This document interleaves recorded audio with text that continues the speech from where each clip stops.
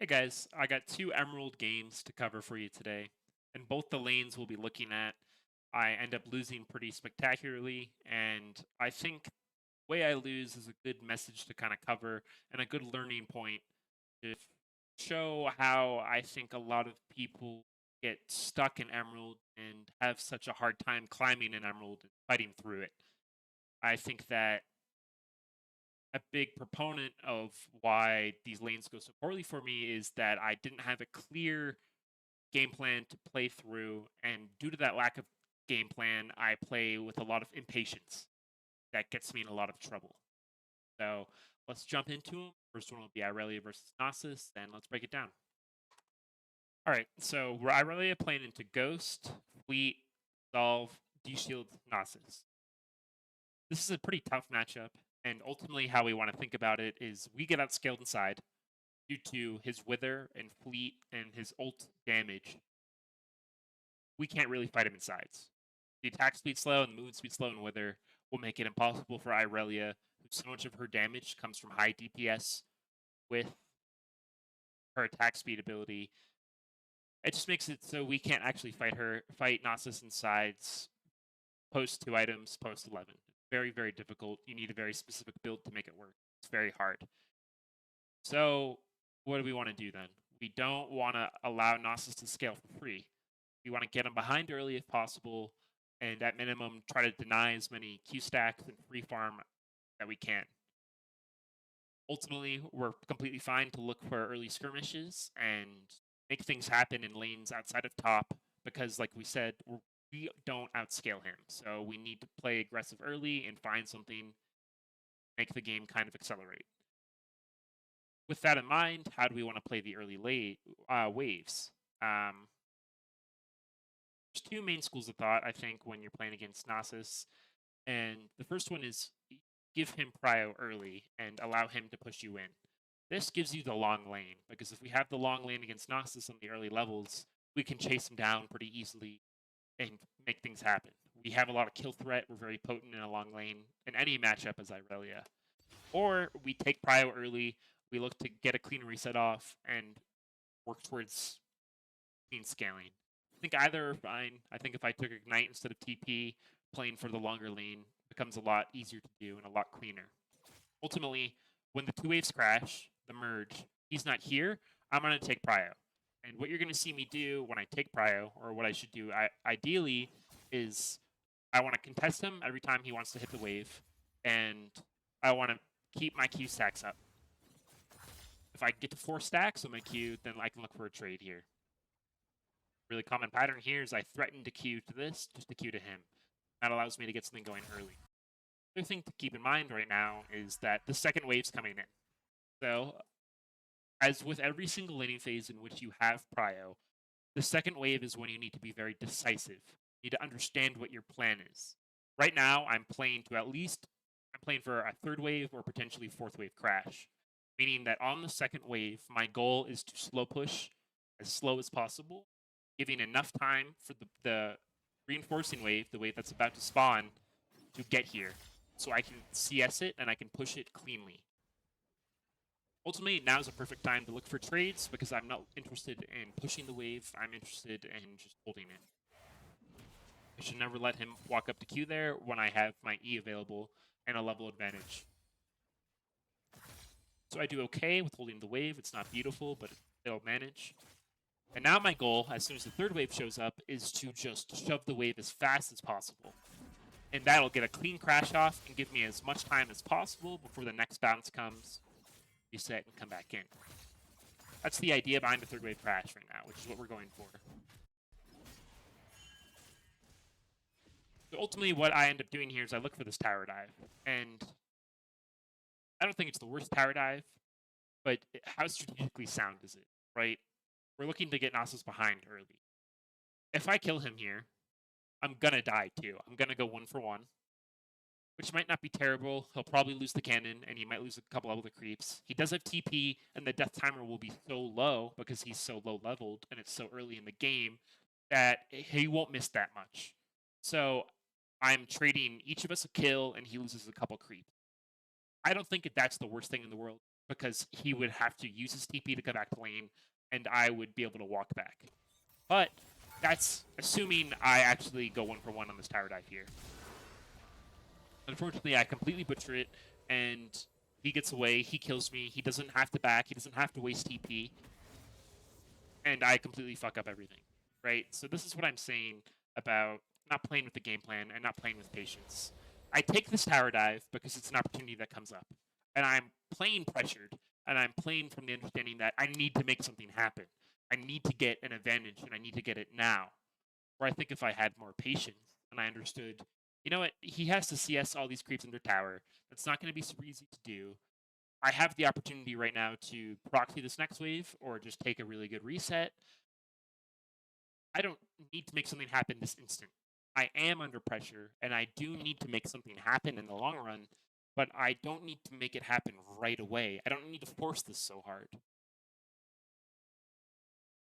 I don't think there's a ton I could do differently in terms of the micro of the dive. I think if not wasting my W on the wave earlier and having W right now obviously would allow me to kill him. But I auto E, Q, auto, Q, auto. I think perhaps I can save my second Q just to gap close. Might have been a little bit cleaner. But regardless, it's just like the lack of patience and the lack of understanding of how I actually need to play this lane out, I think is what kind of creates this dive, right? Because I start Cole here, so imagine if I start D-Blade, I have a little extra health, or do a little bit more damage, maybe he dies. But I think the differences are ultimately small, and it's the lack of patience here that really bites me in the ass. This is a little bit later on in the game, where I just TP back to lane, Nasus is pushing the wave out, and so I have him on a bounce before he could crash the wave into the tower. I have an item advantage. I have much more damage than he does right now, but we're 6 for 6. So, this is a great lane position for Irelia, especially into a matchup where Nasus wants to be farming and needs to walk up to do it. The reason this lane position is so good is because I can hold this wave here forever. I have the sustain to just hold a wave even without a wave, hold his wave even without my wave, but I also have the long lane. And so now I can just continue to trade with him, and there's not a whole ton he can do. This is when I'm at my most dangerous, and in terms of our game plan earlier where I said I need to deny him CS, and I need to look to get him behind early, this is the moment which I should have played for before, where when I like took that bad tower dive, if I had this moment in mind, I probably would have played more patiently. Because it's very hard for him to do anything here, and I can hold this for as long as I'd like to. And my goal is just to hit every CS, to deny him as much CS as possible while maintaining this wave position. And so it's just like, as you see, I'm just threatening him. I'm keeping my body in between the wave and him, and I'm just trying to bait him to walk up and threaten a strong, like, trade. Right here, I mess up by queuing onto him and not the creep, so I get my Q on cooldown. Luckily, this is a little chant mastery thing with Irelia. The unsteady debuff, the mark that allows me to Q onto people and reset my Q cooldown, lasts 5 seconds on a champion. So as long as you ult or E somebody with your Q cooldown being 5 seconds or less, you'll always be able to utilize that unsteady mark. I do still think that I should never really be looking for this all in after wasting my E. I should never really be looking to E him here. I should never be looking to E him after missing my Q. The idea is I can Q to this creep, auto him, and then continue the fight, but I just mess up and Q on him first. And so now E'ing, I just think isn't really that intelligent if I'm playing within my strategy, right? My strategy is just to hold the wave here and prevent him from last hitting. I don't need to take an all-in right now. Especially such a forced all-in when I don't have E or W, you know? And I think even going for this trade isn't that bad, because I can get him low enough where I could force out his ult, I could force out perhaps a summoner, or I could just keep him in such a bad like health position where it's hard for him to stay in lane, and I can threaten to dive him much easier, call for work, and get an easy dive. Going for this ult when I don't have E up ultimately allows him to get away, right? But if I didn't commit to this all in and I just forced out his ghost without ulting or forced out his ult without ulting, then I have an advantage I can actually utilize and capitalize on to create something within the game. But after having already messed up this tower dive, if I don't capitalize properly on this opening, the game just becomes out of hand because I am not able to actually do anything to him later on. I'm under pressure. I need to have an advantage so I don't just get outscaled. Messing up this opportunity ultimately results in me getting outscaled and not creating anything. I have no advantage. I don't have any hold within the game for which I can move, actually make things happen. All right, so let's get into the second game. This one's Irelia versus Aatrox. And how we want to think about this matchup is we want to weather the storm early. We want to not get behind early, create a consistent foundation that allows us to scale properly into mid and late. We completely outscale Aatrox. Once we hit Bork, if we're even, the game's kind of over for him. It becomes very, very difficult for him to properly side lane against us. Very difficult for him to 1v1 us. The reasons being, it's very easy for Irelia to outmaneuver Aatrox's Qs. If you ever are going to get comboed or get hit by his Qs, you can always use your W to reduce the damage.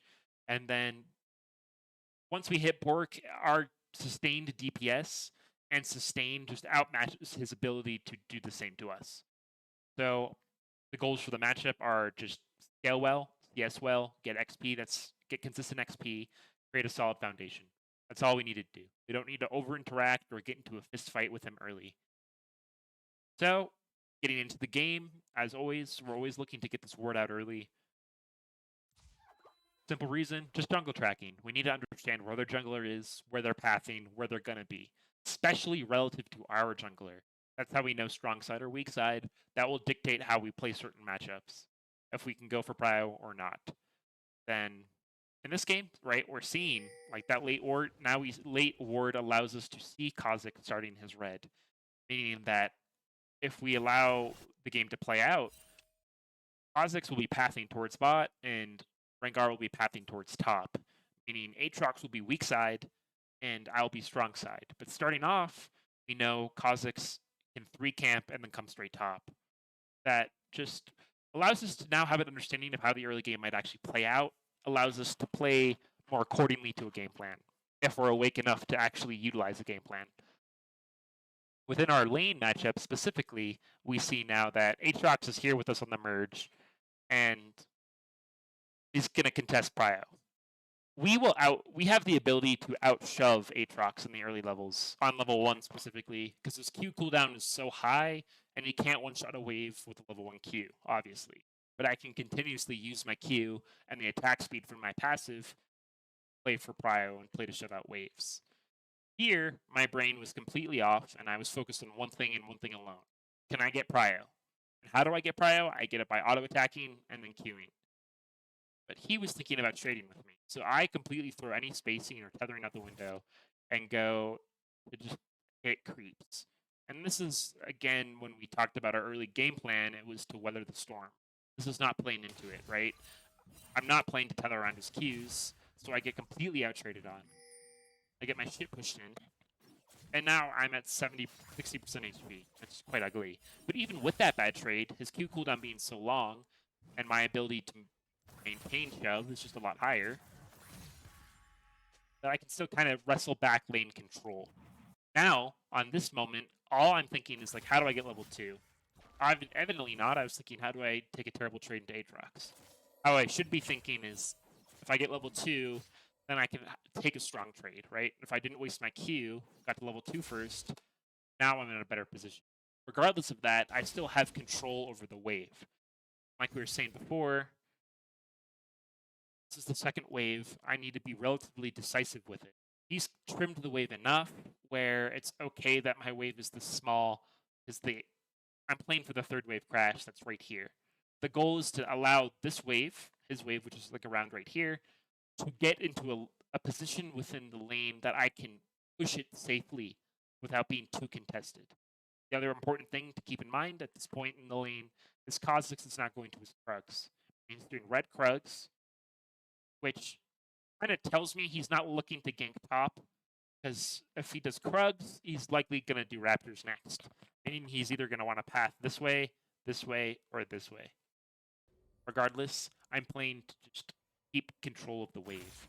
Like we said, I don't need to interact with Aatrox. I'm not under pressure. Very different than the Nasus matchup where he was under pressure.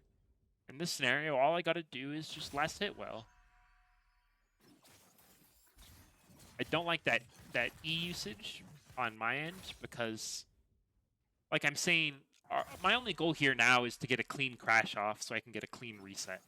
If I can last hit this whole wave properly, I'll have enough money where I can buy a D-Blade, and that'll be a completely acceptable early game for me.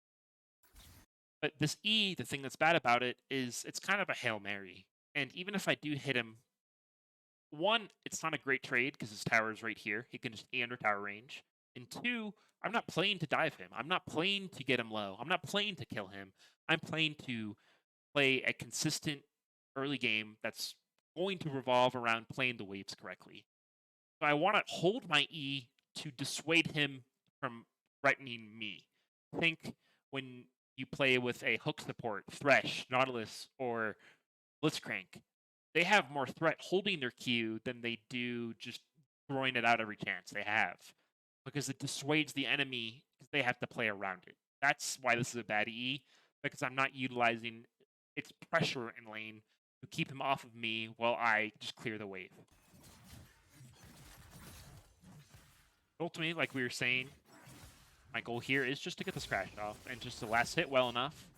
Keep my Q up, don't fuck it up, just last hit everything. And now look, like now I got a clean crash off and I have enough money for a D-Blade reset. This is a good 3-wave crash. The thing that's bad about a 3-wave crash is now look at my reset timing, right? Relative to the wave. This wave is here right away. Aatrox can clear well enough where he can push the reset wave in so I do lose. Kha'Zix ended up recamping into an invade here on our Rengar. Pretty smart. Rengar's weak early. Rengar is going to be pathing up. I like that pathing from Kha'Zix. It was pretty intelligent. But like I was saying, like Aatrox can clear this wave quick enough where it makes my reset timing very tight. This is the negative of a 3-wave crash. That it takes so long to crash the 3rd wave that the 4th wave will be on you quick enough, making your reset a little awkward. This is why a 4th wave crash is a little bit more optimal sometimes, but that's a different video. So from this point, it's like we're still playing well into our game plan, right? Like we have decent CS, we got a clean reset off, we're on a very strong early game power of Cole and D-Blade, giving me a lot of sustain and decent fighting ability. My goal is still just hang out. I don't need to do anything. I don't need to fight him. I don't need to interact. I just want to stack waves to crash to utilize tempo to play off of. I don't need to interact with Aatrox ever. I don't need to fight him. I don't need to miss CS to take bad trades.